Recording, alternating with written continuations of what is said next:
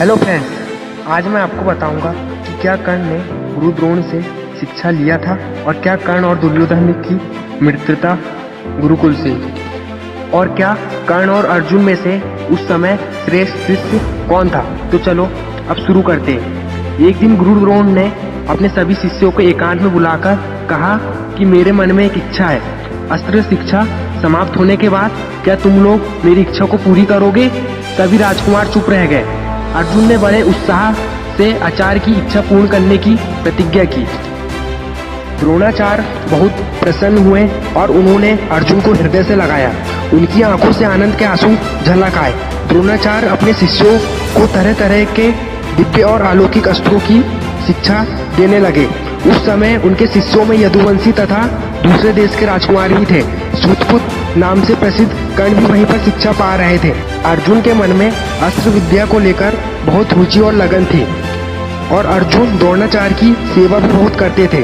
इसलिए शिक्षा, बाहुबल और उद्योग की दृष्टि में समस्त शस्त्रों के प्रयोग, फुर्ती और सफाई से अर्जुन ही सबसे बढ़ चढ़कर निकले। इससे एक बात तो साफ हो गई, कर्ण पहले गुरु द्रोण के शिष्य थे और यह भी पता चलता है उस समय अर्जुन ही गुरु द्रोण के शिष्य थे। चलो इनके बारे में और हम जानते।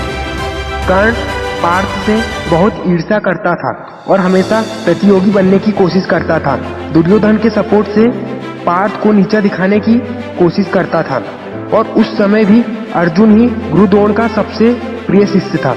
और अर्जुन कर्ण से श्रेष्ठ होने के कारण कर्ण हमेशा अर्जुन से चिढ़ता था और भीम को दुर्योधन द्वारा विष पिलाने में भी कर्ण ने उसका साथ दिया था।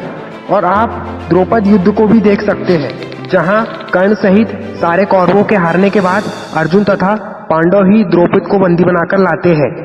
तो फ्रेंड्स, इसलिए अर्जुन के नाम से भारत सरकार अवार्ड भी देती है, क्योंकि अर्जुन ही सबसे महान शिष्य था। और अर्जुन के सबसे उच्च शिष्य होने का प्रमाण तब भी मिलता है कि अर्जुन ही एकमात्र ऐसा था जिसने गुरुकुल के समय चिड़िया की आंख को निशाना लगाया था। धन्यवाद।